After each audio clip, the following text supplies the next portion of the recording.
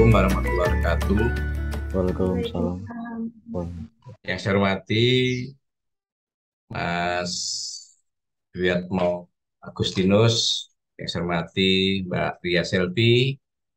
Pada siang ini kita mencoba untuk berdiskusi ya, membahas suatu kebijakan publik dan aplikasi di dalam memberikan pelayanan khususnya yang ada di Dinas Kependudukan dan Capil Kabupaten Kediri. Iya, Itu ya Mas. Ya. iya Pak. Ya. Ini mungkin saya selaku moderator untuk bisa eh, membawa atau mengarahkan kegiatan diskusi kebijakan publik ini nanti Mas Agus sebagai regulasi di dalam pelaksanaan kebijakan publik ini dan Mbak Silvi selaku eh, bagian dari pengguna atau masyarakat secara umum. Demikian ya Mas Agus ya. Iya, Iya. iya. Baik. Untuk itu mungkin di dalam pelaksanaan ini nanti juga ada batasan waktu kurang lebih 45 menit yang nantinya akan banyak hal yang kita bahas terutama dari eh, regulasi aturan yang mungkin di dalam pelaksanaan memberikan pelayanan khususnya di Dispendik Capil Kabupaten Kediri mungkin selama ini sudah banyak melaksanakan kegiatan-kegiatan yang merujuk pada beberapa aturan yang ada. Khususnya kalau pada pertemuan diskusi ini mungkin Permendagri nomor 73 tahun 2022 tentang pencatatan nama pada dokumen kependudukan.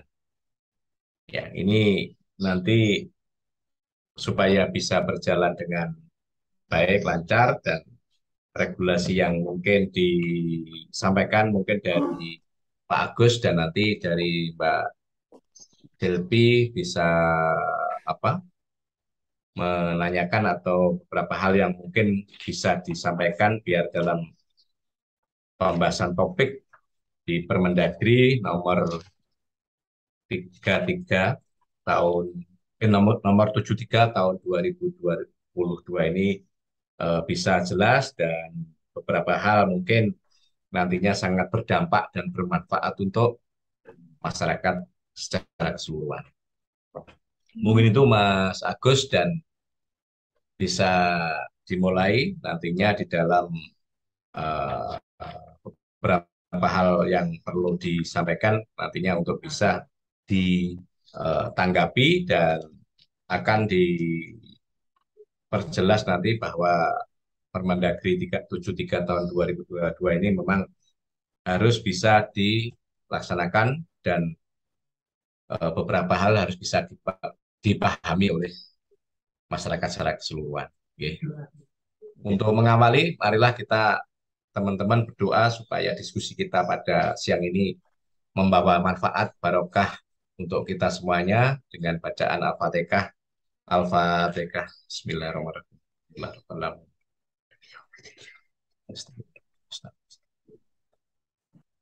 Terima kasih Mas Agus, monggo selaku regulator dalam pelaksanaan Permendagri bisa menyampaikan mungkin biar nanti dalam bahasan kita ini substansinya apa tuh Permendagri 73 tahun 2022 yang tentunya ini harus dipahami dan dimengerti oleh semua lapisan masyarakat karena ini menyangkut identitas kependudukan yang perlu dicatatkan di dokumen-dokumen yang menjadi bagian dalam dokumen masyarakat secara keseluruhan. Monggo Mas Agus dipersilahkan.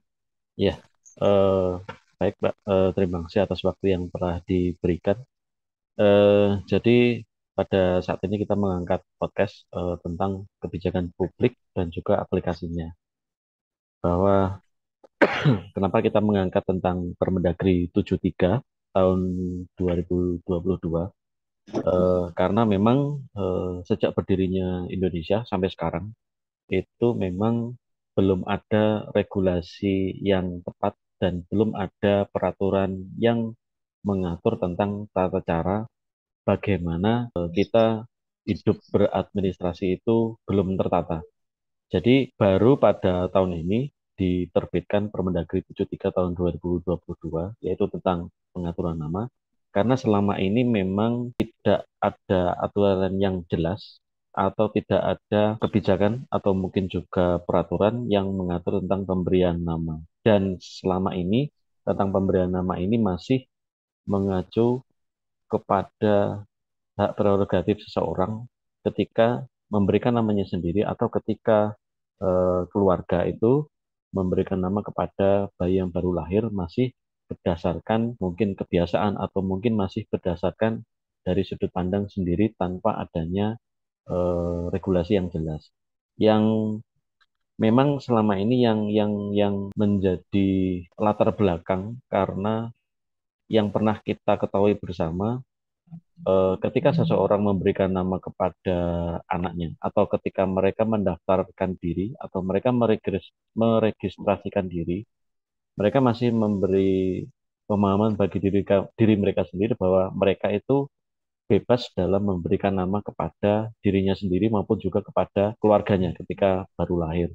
Yang paling mencolok adalah yaitu ketika tahun kemarin itu di salah satu daerah di Jawa Timur ada anak yang diberikan nama oleh orang tuanya itu secara normatif itu di luar kewajaran dan di luar Pantasan. perkiraan, di luar batasan atau malah melebihi batas. Sehingga lahirlah Permendagri 73 tahun 2022 untuk mengatur karena memang selama ini tidak ada yang mengatur supaya dalam pemberian nama itu memenuhi kaidah-kaidah dan juga norma baik itu norma kesopanan, norma kesusilaan, norma agama, dan juga norma yang berlaku dalam kehidupan sehari-hari.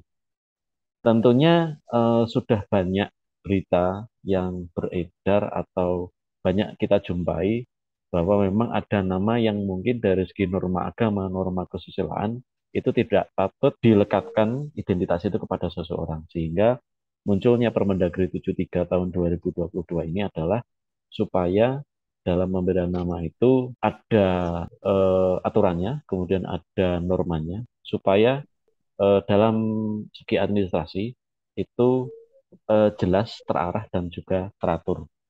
Dan memang selama ini administrasi kependudukan dan terlebih Dinas Kependudukan dan Pencatatan Sipil itu adalah menjadi instansi pertama yang menjadi instansi rujukan pertama untuk meregistrasikan diri. Dan dengan adanya Permendagri 73 tahun 2022 ini menjadi jelas bagaimana tata cara dalam meregistrasikan diri dalam penerbitan dokumen kependudukan. Karena memang itu bisa menjadikan kepastian hukum juga bagi seseorang dan juga memudahkan dalam pelayanan administrasi dan terlebih juga memudahkan dalam kegiatan administrasi sehari-hari. Sekali lagi bahwa dalam Permendagri ini dijelaskan bahwa pengaturan pencatatan namanya adalah penulisan nama penduduk untuk pertama kalinya pada dokumen kependudukan. Jadi ini tidak berlaku bagi yang sudah memiliki dokumen Ya. kependudukan. Jadi Permendagri ini jelas diperuntukkan bagi penduduk untuk pencatatan pertama kali. Bisa untuk bayi lahir atau bisa juga bagi penduduk yang mungkin selama ini memang belum pernah Belum masuk terdata, ya, dokumen gitu. Ya. belum pernah terdata atau tidak pernah memiliki dokumen kependudukan. Sehingga kedepannya itu nanti bisa lebih terarah dan bisa lebih tertata. Walaupun sebenarnya Permendagri ini pun juga boleh dan juga bisa diperuntukkan bagi penduduk yang mungkin dari segi nama yang sudah dimiliki mungkin masih belum mengacu sesuai dengan Permendagri. Walaupun peraturan Permendagri ini itu tidak berlaku mundur. Jadi ini berlakunya hanya bagi yang baru lahir dan yang belum pernah terdata sama sekali.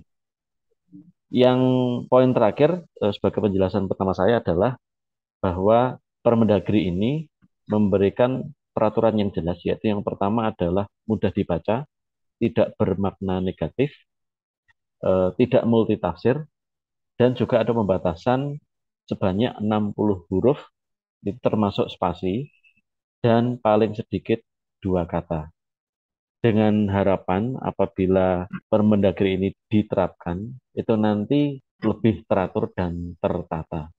Itu mungkin pembahasan saya sebagai awal untuk diskusi podcast kita untuk kebijakan publik dalam segi administrasi kependudukan. Monggo kami kembalikan ke Pak Jito lagi.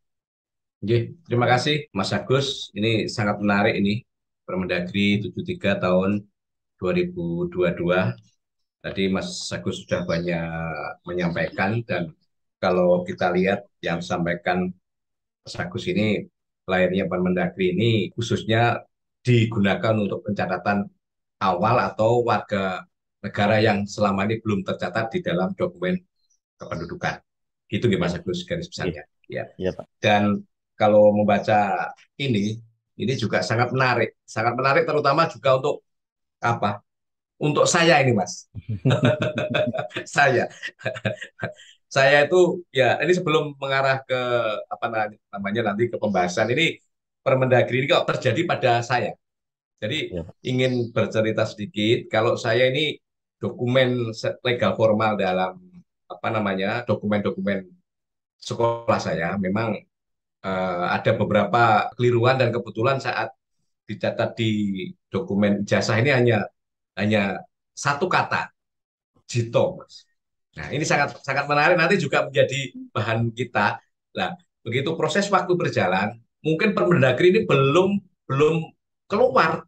Ya, Saya pun punya inisiasi saat saya masuk ASN ini dengan berbagai apa ya cara saya biar nanti nama saya itu juga nggak menimbulkan tanda tanya. Ternyata saat saya daftarkan di kependudukan mungkin tahun berapa saya lupa. Itu semua dokumen saya itu sekarang sudah tidak dalam satu satu kata, sudah 2 kata.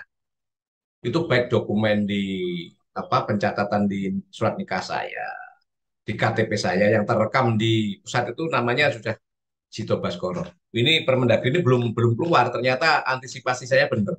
Mungkin kalau saya tidak menyesuaikan ini, saya salah satu mungkin yang bermasalah terhadap Permendagri ini karena nama saya hanya Jito aja di dokumen kependudukan kan berarti tidak sesuai dengan Permendagri 73 tahun 2022.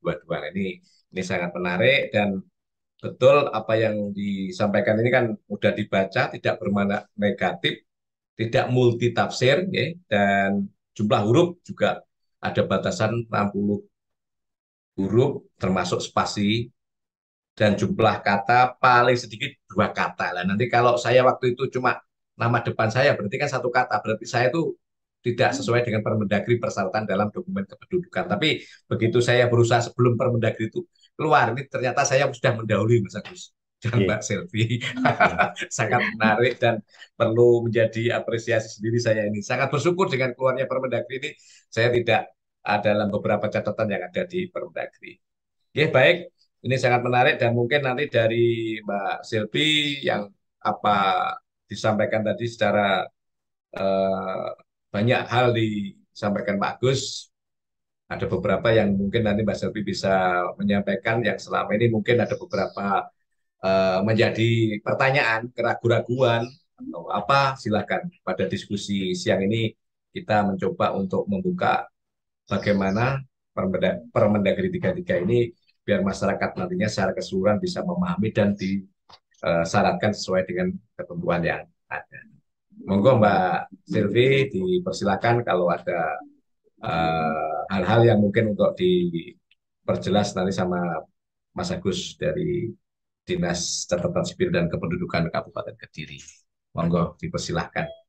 Ya, terima kasih waktu dan kesempatannya. Di sini mungkin saya mewakili sebagai masyarakat umum juga, dan kebetulan di instansi saya juga kebagian menerima masukan-masukan dari masyarakat dan aduan dari Iya, masyarakat juga.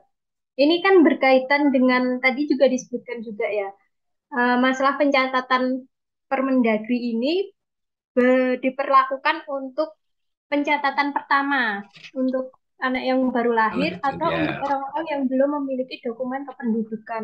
Tapi Permendagri ini bisa nggak untuk mengganti atau memperbarui dokumen kependudukan?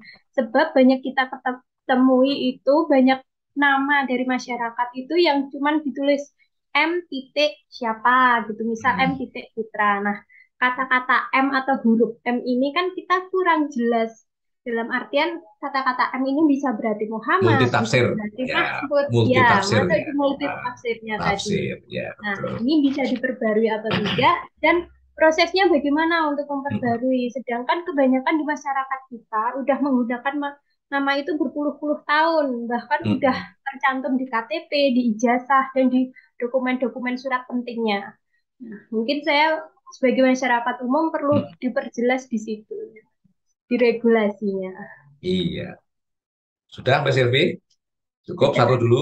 Oke, ya, terima mungkin kasih. satu dulu. Iya, sangat menarik Mas Agus. Kebetulan Mbak Silvi ini juga langsung di di kecamatan Mbak Silvi ya.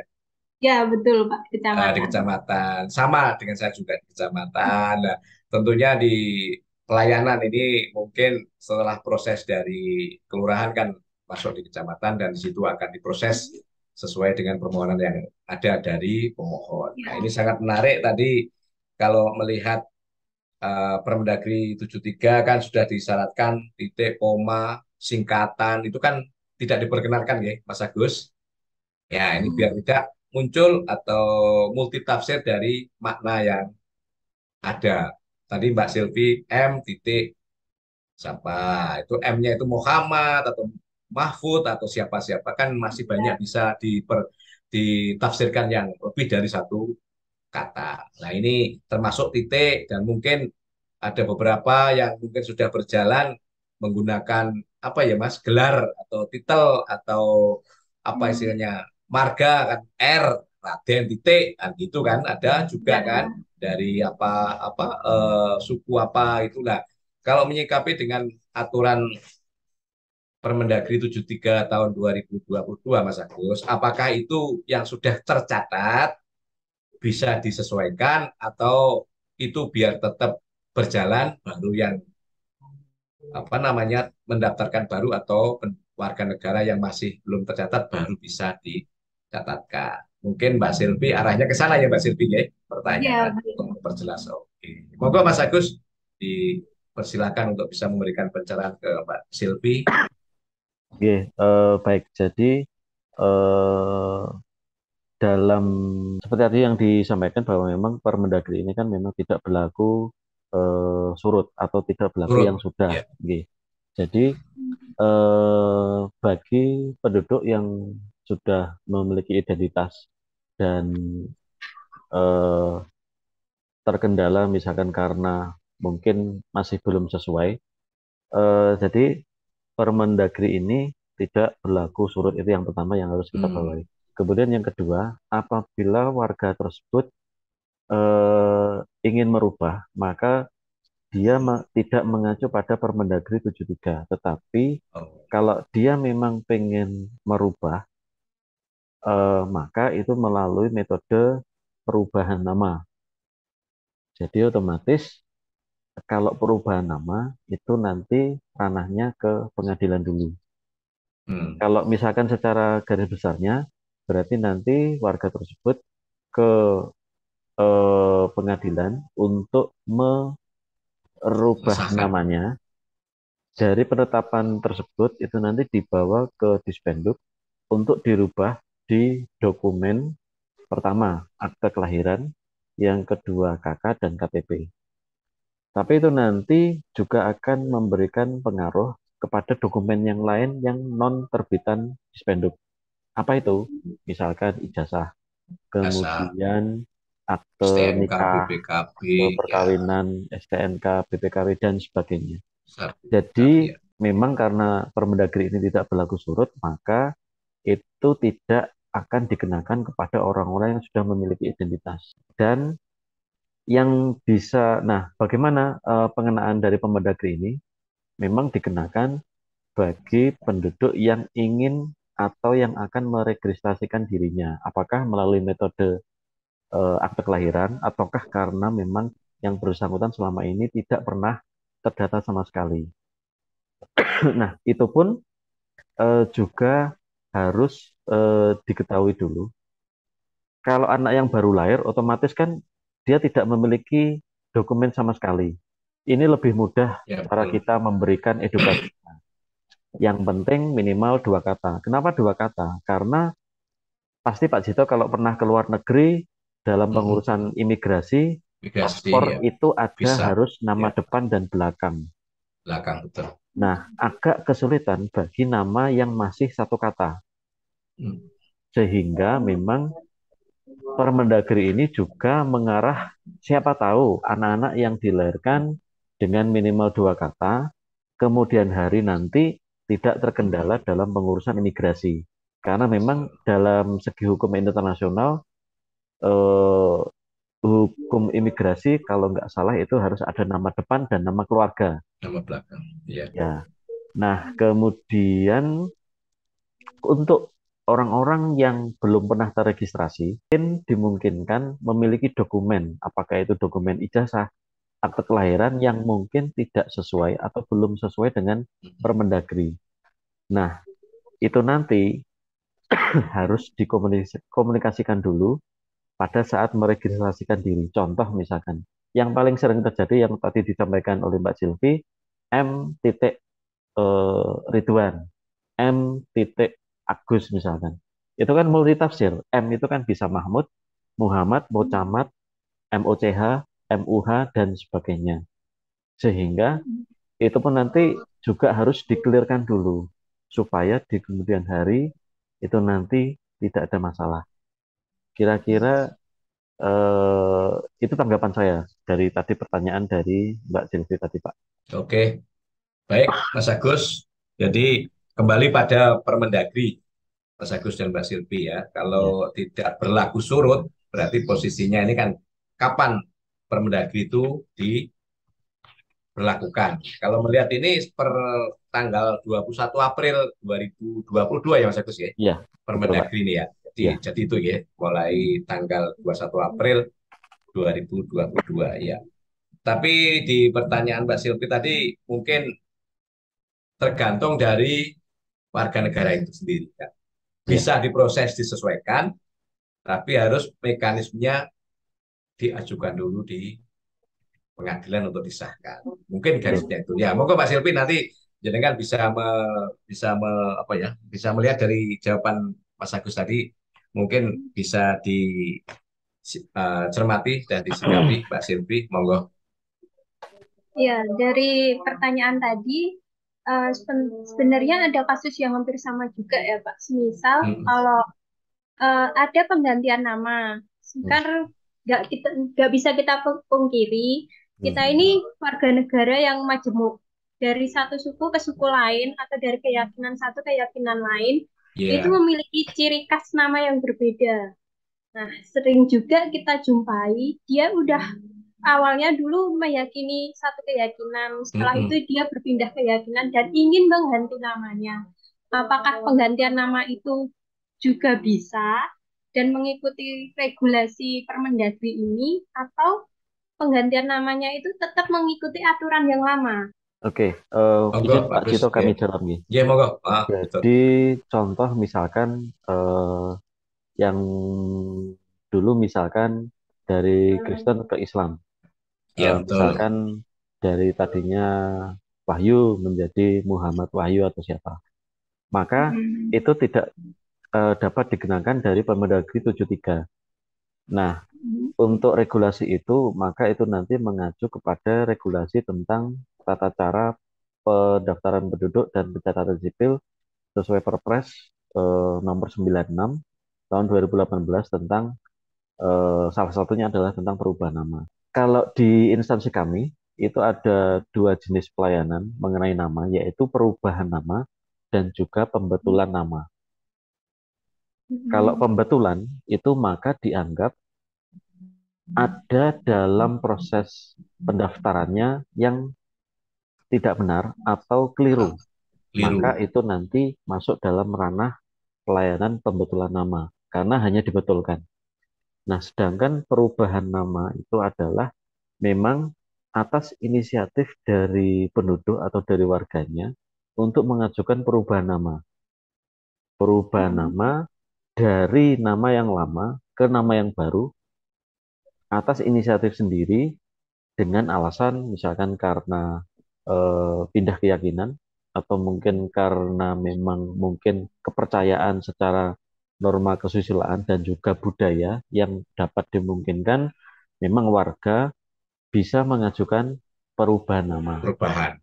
Oke. Maka untuk jenis permohonan yang seperti ini nanti adalah dikenakan bukan dari Permendagri 73 tetapi dari Perpres 96 tentang tata cara pendaftaran dan penduduk yang salah satunya adalah meminta penetapan dari pengadilan tentang eh, perubahan nama. Perubahan Jadi nama. ya, jadi nanti dari dokumen akte kelahiran KK dan KTP akan dirubah berdasarkan penetapan pengadilan. Kira-kira begitu. Oke, baik Mas Agus. Jadi pada prinsipnya dari perubahan nama dan pembetulan nama ini eh, kalau kita mengacu dari Permendagri 73 tahun 2022 bisa dijalankan sepanjang mereka harus membuktikan pengesahan dari pengadilan. Itu ya Mas Agus nih, Iya, itu untuk yang perubahan nama, Pak. perubahan nama itu ya. Jadi Ya, Mbak Silvi kan mungkin keyakinan saya Ya. sebelum nikah, mamanya non muslim gitu, Mm-mm. pasangannya muslim, mau tidak mau dalam satu keluarga kan harus satu keyakinan. Sama. Ya. Nah, jadi muslim lah ini kan harus ada data pendukung menguatkan kenapa kok berubah apa ada perubahan karena ya mungkin dalam satu keluarga kalau tidak satu keyakinan kan bisa jadi tidak Ya. apa ya tidak harmonis kan gitu kan akhirnya harus bisa disesuaikan atau diubah nama tapi ada dokumen yang dilampirkan untuk didaftarkan ke Dispenduk Capil gitu ya Mas Agus nggih. oke. Lanjut Ya, Pak. adik Betul. seperti itu. Mas Silvi monggo mungkin kalau lebihan lagi.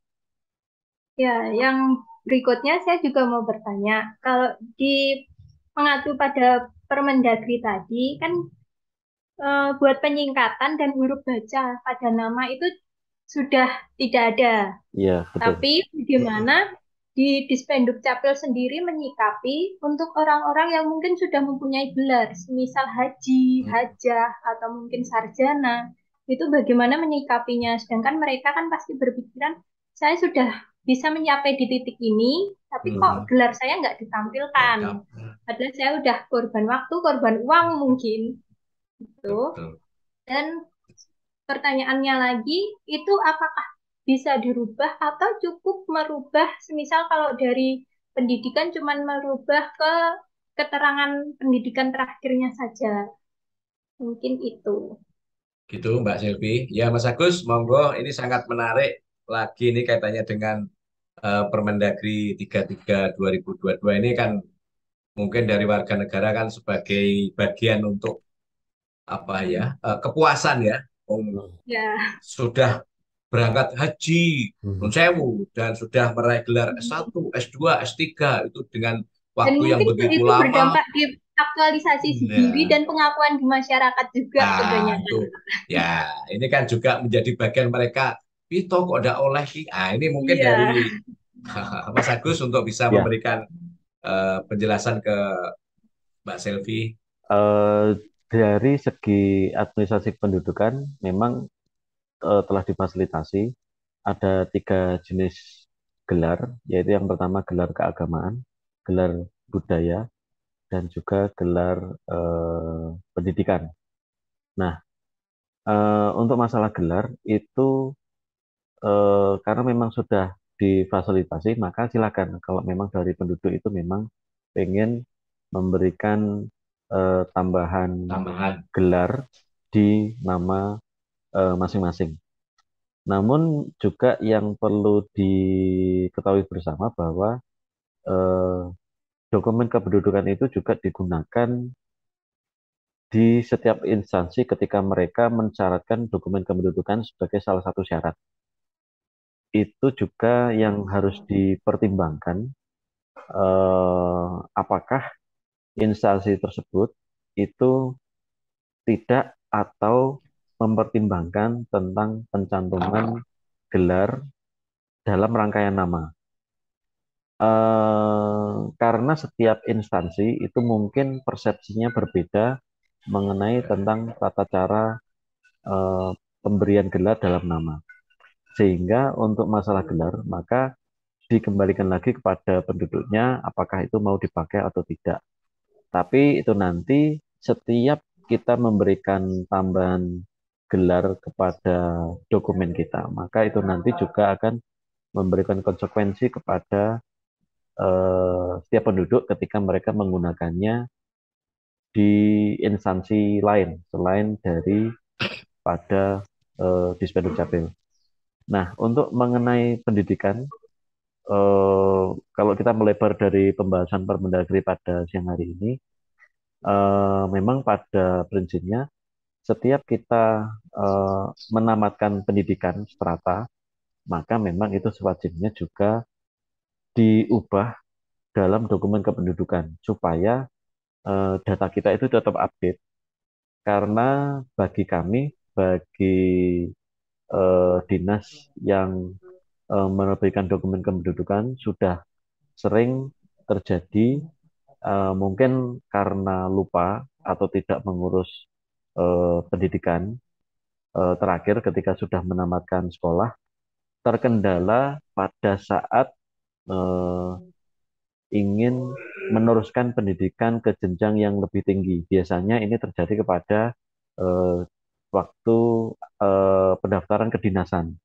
Mereka tahunya ketika pendidikannya masih SD, sehingga mereka dalam waktu yang singkat mereka harus mengurus dokumen kependudukan untuk merubah sesuai dengan pendidikan.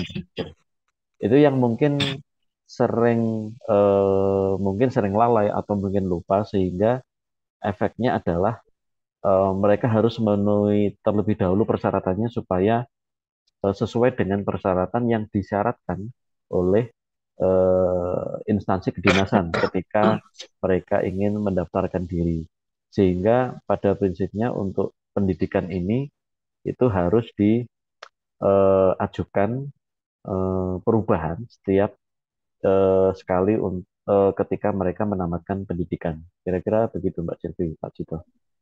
Oh gitu ya. Berarti pada apa namanya garis besarnya sebetulnya untuk Permendagri 33 tahun 2022 ini juga masih memberi kelonggaran peluang ya Mas, tidak membatasi warga negara untuk mungkin tidak menambahkan gelar secara apa agama budaya tadi kan ada tiga ya, Ya, agama budaya dan pendidikan. Nah ini berarti bagaimana masyarakat itu sendiri untuk bisa meyakini apakah nanti di dalam penambahan gelar itu konsekuensi di belakang mungkin dibutuhkan dokumen untuk instansi lain, justru instansi lain ini tidak membutuhkan tambahan mungkin ya, gelar atau apa. betul. Itu juga berdampak pada masyarakat itu sendiri. Kan Iya, gitu ya. iya, Beberapa konsekuensi mungkin kalau nanti tidak dipahami, ternyata saya menambah gelar, saya mau menurut saya mau mendaftarkan sesuatu untuk apa keperluan dokumen saya ke instansi A. Ternyata KTP saya ini harus disesuaikan dulu dengan apa yang persyaratan di instansi A. Nah, ini kan juga berdampak pada masyarakat itu sendiri ya. Sebentar sebelum ke Mbak Selvi, saya agak sedikit mengembang mungkin dengan adanya apa single data yang dimiliki oleh Kemendik ya Mas, Kementerian Kemendagri. Kependudukan ya. Ya ini kalau nantinya apa tidak sesuai dengan data yang ada di pusat kan banyak hal mengalami kendala untuk berbagai kepengurusan dokumen-dokumen di instansi yang lain. Kan gitu ya Mas ya. Jadi mungkin data yang apa namanya yang awal seperti saya, data saya kan masuk saat perekaman pertama itu kan sudah dua kata Cito Baskoro kan gitu kan. Nah, kalau mungkin saya ingin menambah ini selama ini kan dokumen saya kan tidak ada tambahan gelar S1 nggak ada. Mungkin saya ambil S2 berhasil dan selesai saya tambahkan. Nah, seperti ini kan banyak pertimbangan-pertimbangan yang saya apa ya saya pikirkan untuk berikutnya. Kalau mungkin nanti saya ingin menambahkan itu ya Mas Agus ya, mungkin Ya, pertimbangan secara konsekuensi dari betul. perubahan dokumen yang ada di kependudukan. Nyambung yang tadi, mungkin terakhir dari saya, cuman mau bertanya, untuk merubah dan memproses ini tadi, masyarakat itu membutuhkan waktu yang lama atau tidak? Kalau pergi ke kantor Dispenduk Capil, atau kalau lebih mempermudahnya, apakah ada pelayanan melalui online? Mungkin itu saja dari saya. Apabila ada salah kata, saya mohon maaf. Wassalamualaikum.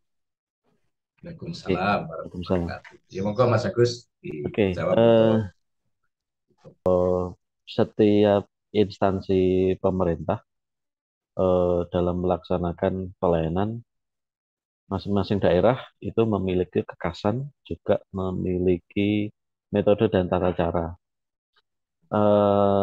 Secara umum untuk pelayanan Dispenduk, eh, apabila tidak ada kendala, maka itu bisa langsung diterbitkan. Namun, eh, cepat atau tidaknya proses itu kembali lagi kepada dikembalikan dokumennya lagi yang kepada persiapan. ya dokumennya, dan tentunya juga kepada bagaimana pemahaman dan juga tekad daripada Dinas Kependudukan dan Catatan Sipil untuk eh, menerbitkan. Jadi kebetulan kalau yang di Kediri ini eh, untuk pengurusan dokumen itu dapat diselesaikan dalam waktu 1 hari.